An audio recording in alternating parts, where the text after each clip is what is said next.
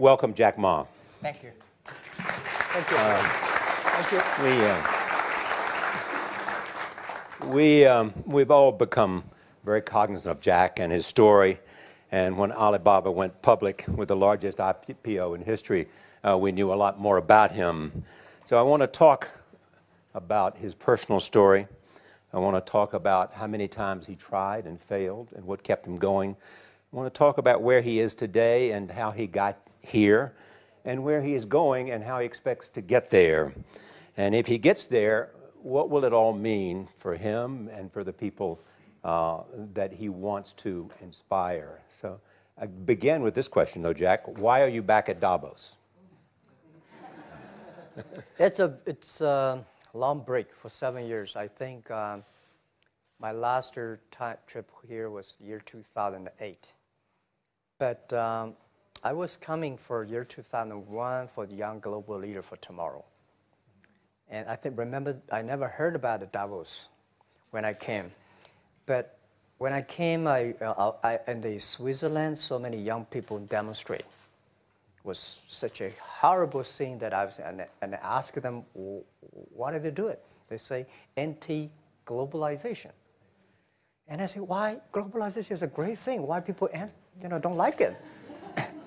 And then we come all the way for 2 hours here. There's a machine gun. There's people checking. I say, oh, God, is that a forum or is it a prison we're going to go? Is that? But when I joined the forum as the Young Global Leader, I was thrilled by so many ideas. For the first 3-4 years, I learned what does the globalization mean? What does the corporate citizenship mean? What about social responsibility mean?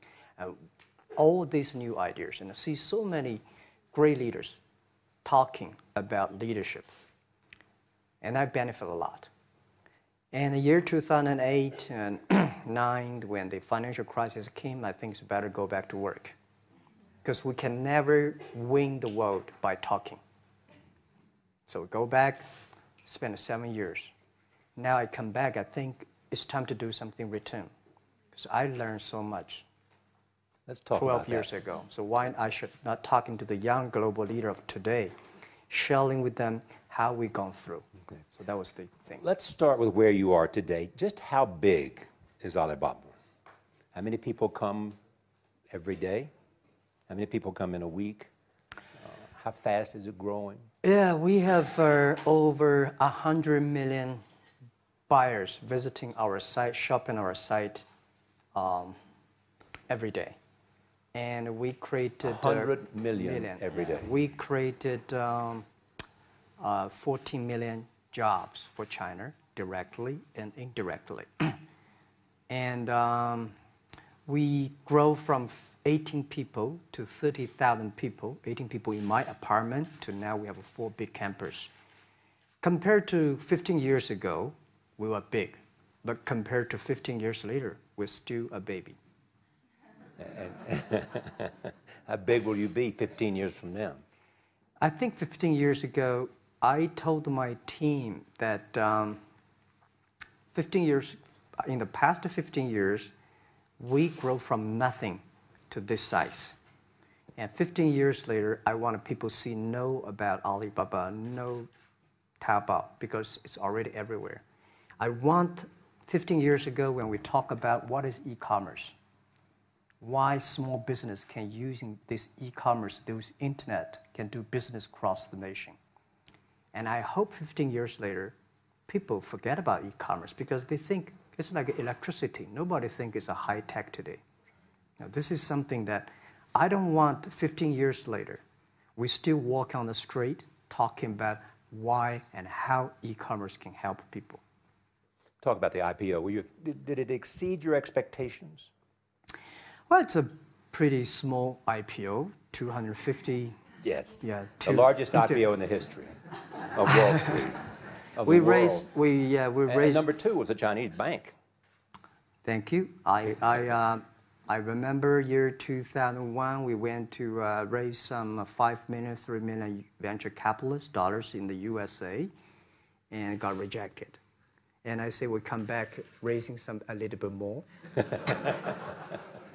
But I think, what we think more about is for $25 billion, how we can spend the money efficiently, because this is not the money, this is the trust from the world, the trust from those people. They want you to do better jobs to help more people. They want to have a good return. So I think gives me more pressure, because when our market cap is bigger than IBM, for a certain day we're bigger than Walmart. We're one of the top 10, 15 largest market cap company in the world. I told my team and myself, is that true? We're not that good. Because years ago, people say, Alibaba model is terrible. Does not make money, have this and that, all the big bad things, because Amazon is better, eBay is better, Google is better, and there's no such model like Alibaba in the USA. So I told myself and people, we were better than people thought. But today, when we are that big size, I said, no, we are not that good as people thought. We're just a company 15 years old. Average age is 27, 28 years old, young people. We're doing something that human beings have never tried. So I want to talk about the future. Let me take you back to when you were born in Hangzhou, where the headquarters still are. Yep. And your campus is there. You don't have a loot, don't move your loot. Your headquarters there. Yeah, you found it there, loot there. You grew up in the 60s. 64. Born in 64. That was the time of the Cultural Revolution. Yeah, it was the end of the Cultural Revolution. It was, well, my grandfather was a tiny landlord, was considered, after liberation, was considered to be a bad guy. So I was, I know how tough it was when I was a kid. You tried to get into 3 colleges. Mm-hmm. Each time they rejected you.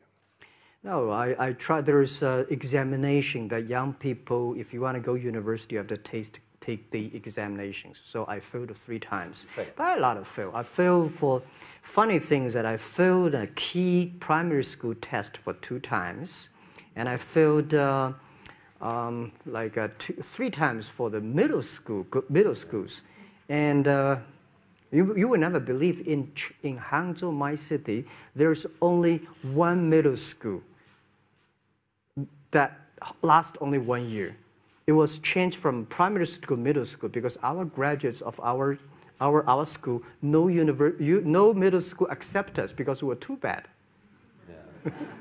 They would become a middle school. What effect did it have, though, being rejected? Well, I think we have to get used to it. We're not that good. Even today, we still have a lot of people reject us. I think when I graduated from universities, and before I, for 3 years, I tried to fill in the universities. So I applied jobs for 30 times, got rejected. I went for a police. They said, no, you're not good. I went to even the KFC. When KFC came to China, come to my city, 24 people went for the job. Yeah. 23 people were accepted. I was the only one guy. And we went for police. 5 people, 4 of them accepted. I was the only guy that I received it. So to me, being turned down, rejected. Oh, by the way, I told you that I applied for Harvard for 10 times, rejected. I know I'll be rejected. I just don't want to say that. Yeah, sorry now. 10 times you wrote them and said, I'd like to come to Harvard. Yeah. And then I told myself, someday I should go teach there, baby. I think that can be arranged. Richard Nixon came to Hangzhou. Yeah. And after that, tourists flooded the place. Yeah. And that's how you learned English. Yeah. I really like I don't know why, at 12, 13 years old, at that time I suddenly fell in love into the language, the English. And there's no place you can learn English at that time. There's no books, English books. So I went to the Hangzhou Hotel, now called Hangzhou Shangri-La Hotel, because that was the hotel can receive the foreign visitors. So every morning for 9 years, I showed them around as a free guide, and they taught me English. And I think that changed me. Today, I'm 100% made in China. I've never got a one-day train outside China. Yeah. And when people talk to me, say, Jack, how can you speak English like that? Why sometimes you talk like an Western guys? I think that was the 9 years. These Western tourists opened my mind because everything they told me are so different from the things I learned from the schools and from my parents. So now I have a habit. Whatever I see, whatever I read, I use my mind. Think about for 2 minutes. Is that how Ma Jun became Jack Ma? Actually, Jack, the name was given by a lady in tennis. She's a tourist. She came here and she said, came to Hangzhou. We become a pen friends. Ma Ring is so difficult to pronounce. So she said, do you have an English name? I said, don't. So can you give me an English name? She said, okay. She said, my father called it Jack. My husband called Jack. What do you think about Jack? I said, good. So I've been using that for that many years. Yeah. First visit to America, 1995? 1995, yeah. I come here for a project helping the local government to building up a highway. And you tried the internet? I tried the internet in Seattle. And in a building called the U.S. Bank. I don't know whether the U.S. Bank is still there or not, but it's a building. And my friend opened a small office, which is like only 10% bigger than this room. And there are a lot of computers in there. And he said, Jack, this is internet. I asked, what is internet? He said, search whatever you want. At that time, they used Mosaic, very slow, right? Yeah. And I said, I don't use it. I don't want to type because computer is so expensive in China. If I destroy it, yes, I cannot pay. He said, just to search it. So I searched the first word, beer. I don't know why, because it's easy to spell, baby. And I see beers from Germany, beers from USA, beers from Japan, but there's no beer from China. And I say, okay, type the second word is China. No data. Nothing. Nothing. And I said, 1995. 1995. No data about China. So I talked to my friend. Why not make something about China? So we made a small, very ugly-looking page called China. It's something like I did a translation agency. We listed on there. It was so shocking. We launched at 9:40 in the morning. 12:30, I got a phone call from my friend. He said, Jack, you got 5 emails. I said, what is email?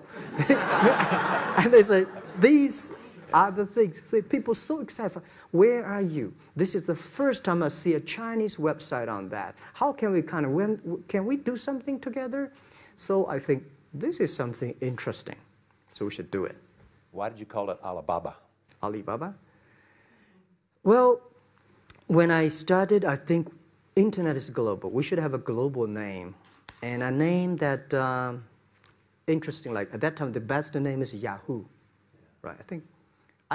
So I've been thinking for many days, suddenly thinking Alibaba is a good name. So I happened to be in San Francisco that day. And I did have a lunch, and the waitress came. I asked her, do you know about Alibaba? She said, yes. I said, what is Alibaba? She said, Open Sesame. Good. So I went on the street, asked about 10, 20 people. They all know about Alibaba, 40 Thieves, and Open Sesame. And I think this is a good name. And start with A. Whatever you talk about, Alibaba is always top. You have said before that in creating Alibaba, you had to create trust. Yeah. Because people in China were used to face-to-face. Yeah. How did you create trust? I think because we started out doing business on the internet. I don't know you, you don't know me. So how can you do things online unless you have trust? So for e-commerce, the most important thing was trust. I think when I first went to USA for raising money, talking to the venture capitalists, a lot of people say, oh, Jack, no. China doing business by the guanxi. How can you do business on the internet? And I know that without the trust system, the credit system, it's impossible to do business. So in the past 14 years, everything we do is trying to build up the trust system, the record system. Well, Charlie, you know, I'm so proud today when I talk to the young. Today in China and in the world, people don't trust each other. The government and people and media and everybody think, this guy's cheating. But because of e-commerce, we finish 60 million transactions every day. People don't know each other. I don't know you, I send products to you. You don't know me, you wire the money to me.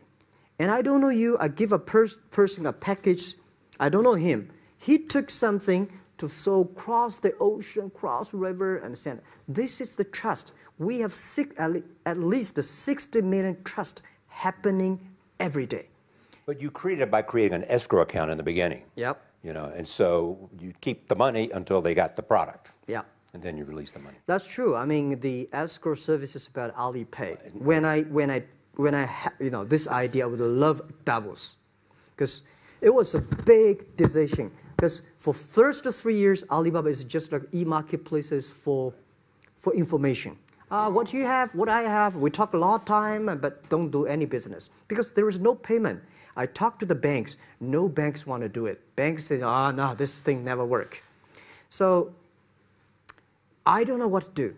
Because if I start to launch a payment system, it's against the financial legal laws. Because you have to have a license. But if I don't do it, e-commerce will go nowhere. So then I went to Davos. I listened to a leadership discussion. Leadership is about responsibility.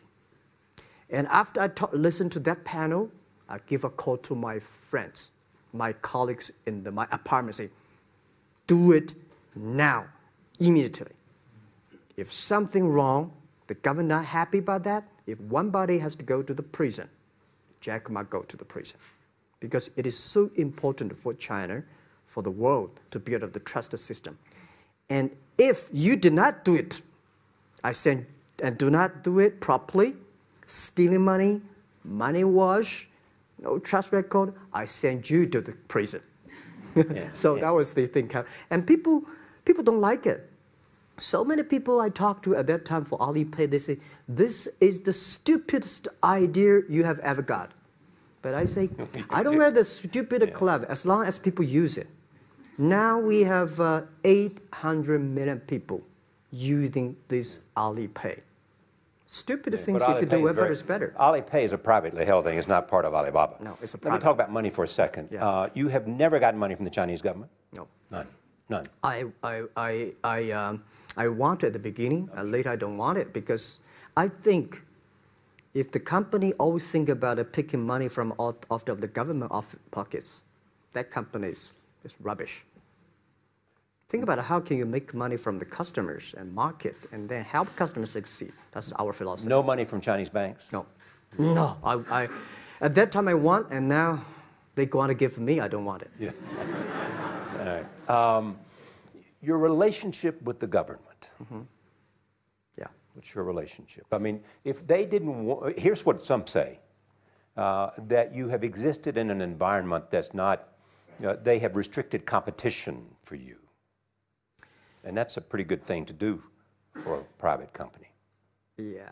I think the relationship with the government for us is very interesting. For the first 5 years, because I've been working as a part-time jobber for a government organization called Ministry of Foreign Trade, 1997, for 14 months. And I learned that you should never rely on government organization to do e-commerce. And I started a business. I told my people and team, in love with the government, but don't marry them. Respect them. And a lot of people say, well, government officers talking about internet, the censorship and this, that, and they worry about. I think it's the opportunity, it's a responsibility talking to them, tell them how internet can help. So you tell them we create jobs. Oh yeah, I think a lot of people debate and fight against them. And in the first 12 years, anybody come to my office, I sit down talking to them. How we can help economy, how we can create jobs, why China will improve by the internet. I think because internet at that time is new to any government. And if you convince somebody, and you have the chance. So today I'm very talkative. That probably, this is why I talk to so many people. So, I mean, if the government comes to you and asks you to do something for them. Normally, when government comes say, Jack, can you do this project? I say no. I say no. I can introduce some friends who are interested in doing that for you. But if they continue to want me to do it, I say, okay, I do it, but I don't charge. I hope next time don't come to me again. But recently, we help some government organizations do it. For example, every spring festival, the train ticket is so difficult. Hundreds and thousands of farmers work in the cities. In the spring festival, they go to the hometown. But when they order tickets on the whole system crashed for 5 years. So I told my young people, go support them. Don't charge anything. Because I don't want to see millions of farmers go back to city and they cannot buy the tickets. So it's something that it's not for money. It's something it's not for the government. It's for the millions of people. They can buy tickets in the snowy night and they don't have to wait. They just use mobile phone, online, they get ticket. One way stop along the route to where you are in that big IPO was Yahoo. Jerry Yang gave you invested $1 billion. Yeah. $1 billion. Yeah. It turned out to be a pretty good investment for Yahoo.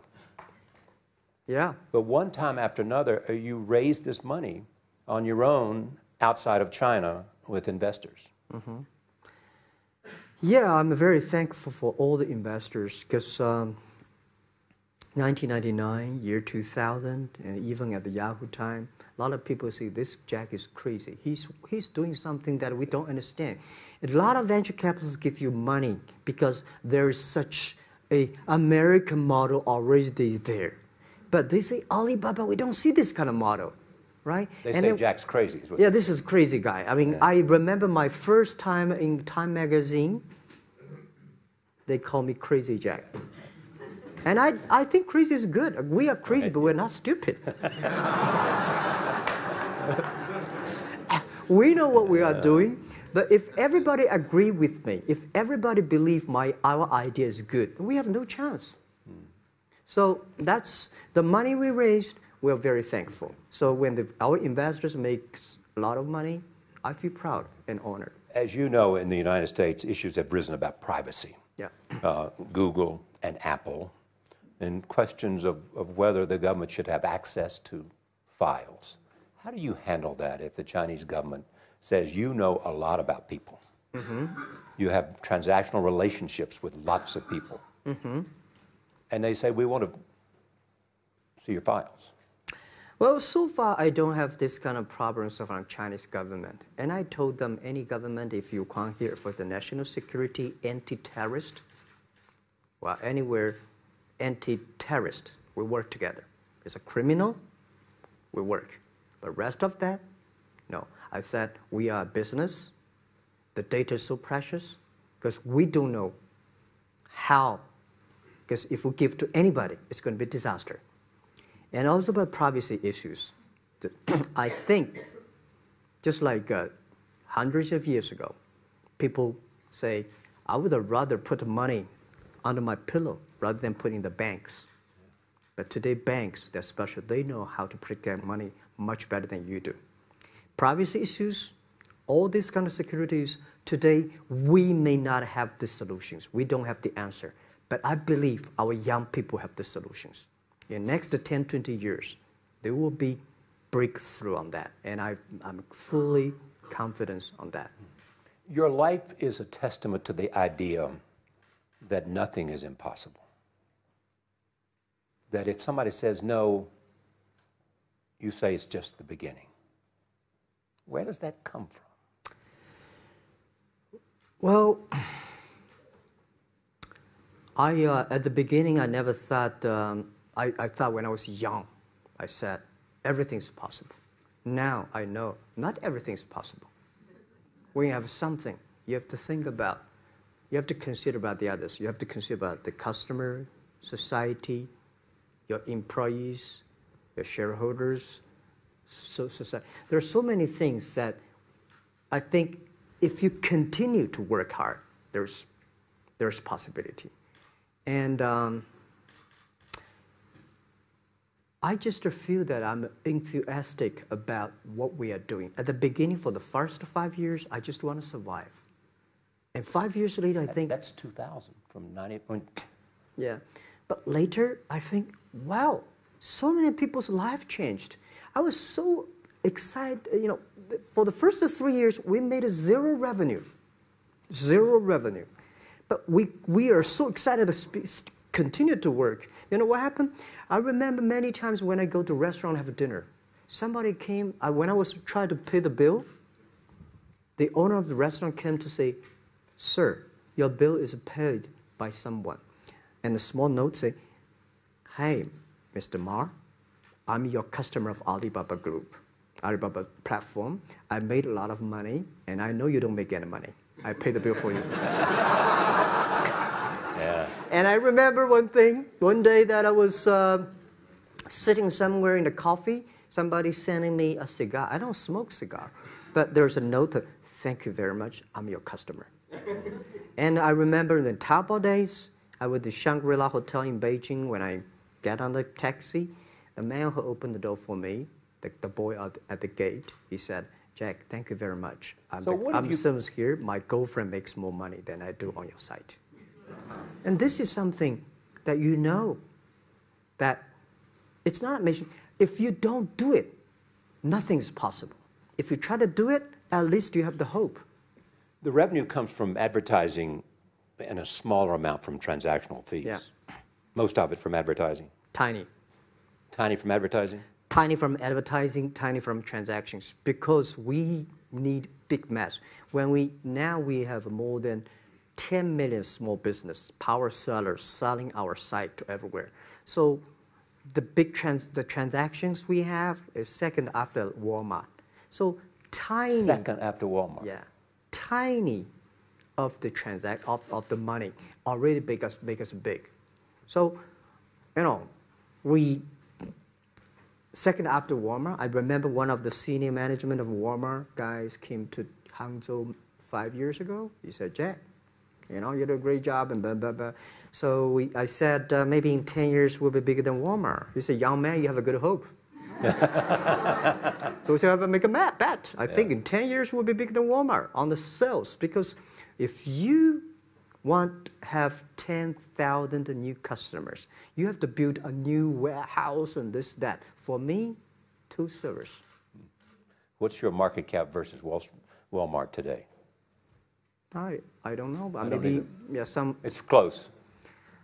I think so. Maybe we should check later. All right. Yeah. So where are you going? What does Jack want? I think because the name for Alibaba, we are internet company, happen to be in China. We have the same spirit and entrepreneur spirit like every great entrepreneurs in the world. And I remember the day when I started Alibaba, we want to have a mission helping small business doing easier.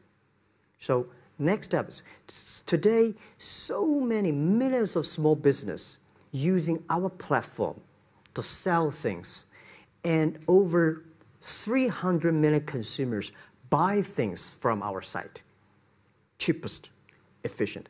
So what I'm thinking about, how we can make Alibaba a platform for global small business. My vision is that if we can help a Norway small business can sell things to Argentina, and Argentina consumers can buy things online from Switzerland, and we can build up, which I called, I don't know, maybe not right word, called EWTO. The WTO is great, past century.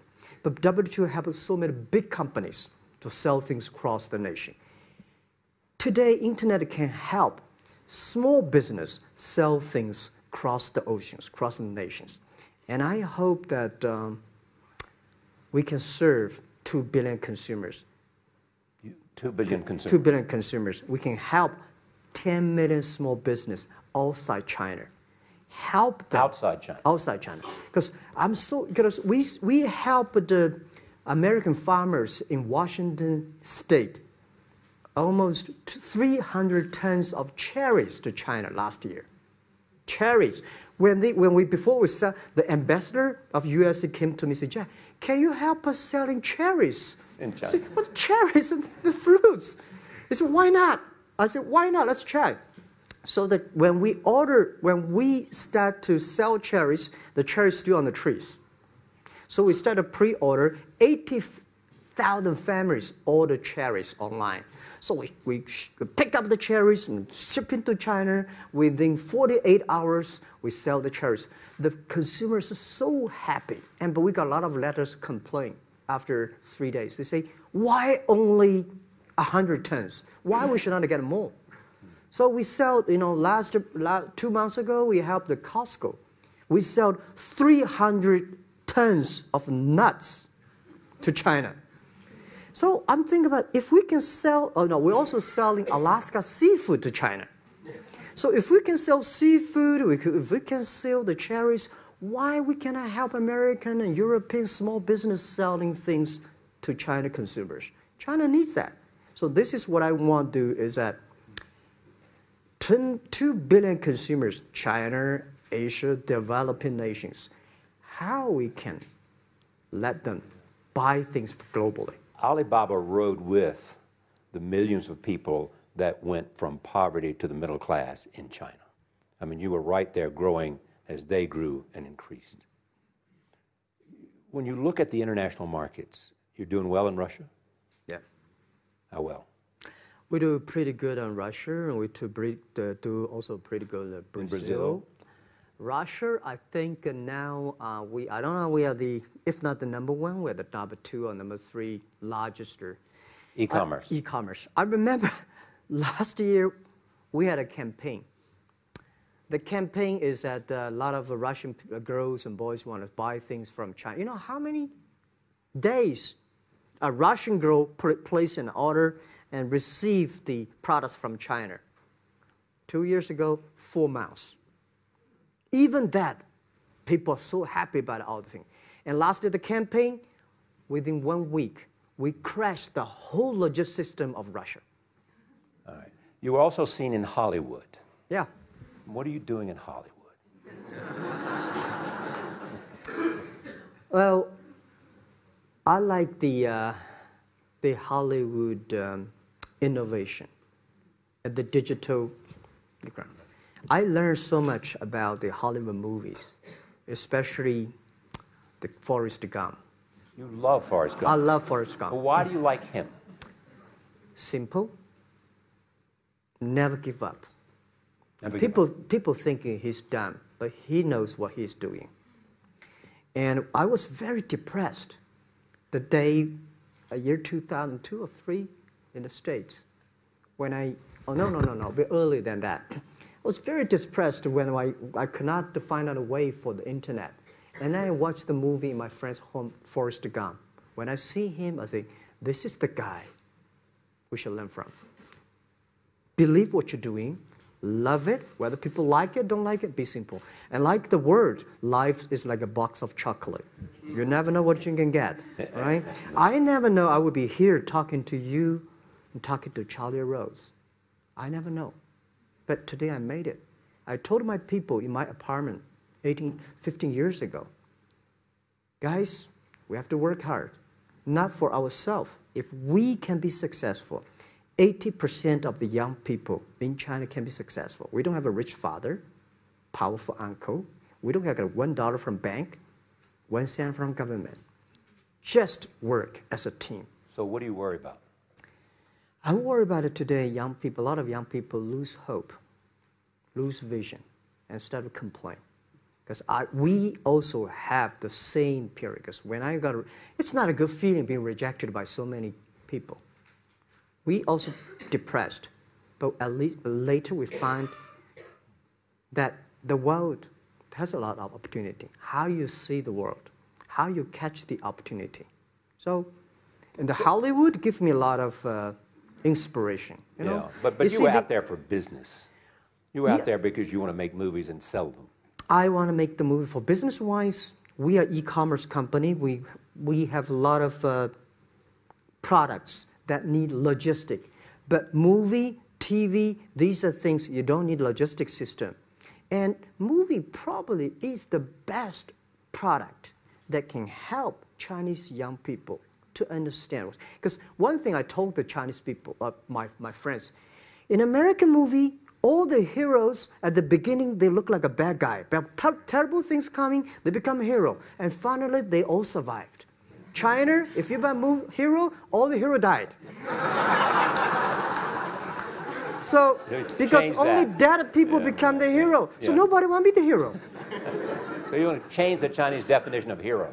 Yeah, I want to say hero. Today we have so many heroes who live in this world. Are you still writing these kung fu novels, or are you just reading them? I read them, and I start to write something. I think it's fun. The kung fu is something you start to think about something that you cannot do. But if you have some luck, if you continue to practice, if you got a good master, if you're a good team, you get expert. So at least to make me, when I'm busy, when I'm tired or frustrated, I read kung fu books. And You also travel with a Tai Chi. Am I saying that right? Trainer. Tai Chi? Tai Chi. Tai Chi. Tai Chi, yeah. What does that do for you, other than keep you in good health? I love Tai Chi. Tai Chi is a philosophy about yin and yang. Yeah. Tai Chi is about how you balance, how you work, like a competition.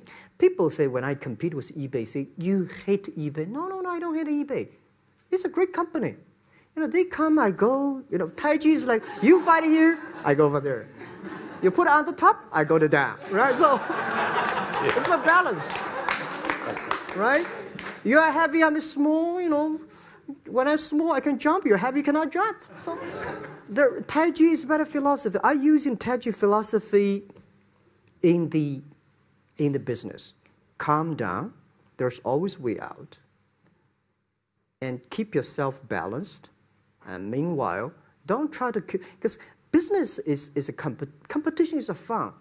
Business is not like a battlefield. You die or I win. Business, even if you die, I may not win. Right? So it's about fun. So Tai Chi gives me a lot of inspirations. But you want your life and you want this company, Alibaba, to change the world. And you're changing the world if, in fact, you provide a forum for buying and you enable people to earn a living. Yeah. But also, you believe that Alibaba ought to change the lives of women. So what are you doing? First, I think many years ago, I want to change the world. Now, I think if we want to change the world, we change ourselves. Change ourselves is more important and easier than change the world. And second is that I want to improve the world. Because to change the world may be Obama's job. Because my job is to making sure that my team are happy. Because my team are happy, they can make my customer happy. If my customer, they are all small business. When they're happy, we are happy. About women, one of the secret source for Alibaba's success is that we have a lot of women. What percentage of women one among Alibaba day employees? before, I think 2 or 3 months before we IPO, there's American journalist come to our company. She asked me a question. Jack, I've seen so many women in your company. I say, what's wrong? We have later we find that we have 47% of the employees of our company are women. How many? 40? 47% of our company are women. And we actually had a 51 because we acquired some company these days. They have more men, so balance that. But these are women in top-level positions? 33% of the management are women. And 24% of the senior management, very top level, are women. We have a women CEO, CFO, CPO, Chief People Officer, and we have everywhere. And I think so comfortable to working with them because women, in this world, if you want to win in 21st century, you have to making sure that making other people powerful, empower others, making sure the other people better than you are, then you will be successful. So I find the women, they think about the others more than they think about themselves. Right. Yeah, women think about the kids, husband, parents, much more than the man. And the user-friendliness. A couple of things I want to talk about before we go, because we have less than a couple of minutes. China today, are you worried the economy slowed down? No, I don't worry about it. I think China is doing, it's slowing down is much better than keep on 9%. China today is the second largest economy in the world. It's impossible to keep 9% of the growth. If China still keeps the 9% of the growth of the economy, there must be something wrong. You will never see the blue sky. And you will never see the quality. China should pay attention to the quality of the economy. China should not. So if we have a lot of influence, you know, like the Hollywood movies, things, and we have sports and these things in the GDP, will be much better. So I think, just like a human growth, you can never, this body can never grow. Certain time, the slow of growth of the body was slow, but you should grow your mind, grow your culture, grow your value, grow your wisdom. I think China is moving to that direction. And you saw Modi in India? Pardon? Did you see Modi in India? Not yet. I'm looking forward to that. So you'll go to India. Yeah. Finally, there's this. You're one of the world's richest people. Your company is one of the world's richest companies. What do you want beyond Alibaba? Well, by richest people, I was really not happy in the past 3 months when people say Jack Ma is the richest people of China. Global celebrity, they said. No, I'm not. When I started the business, you are. I never thought, because how many? Yeah, maybe I am. Not, but I think 15 years ago, in my apartment, my wife was at that time one of the 18 founders. I asked her, "Do you want your husband to be a rich person?"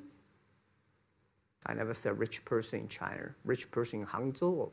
Or you want your husband to be a respected person? She said, "Of course, respected." Because she never believed, and I don't believe we'll be rich people. We just want to survive. But I believe when you have $1 million, that's your money.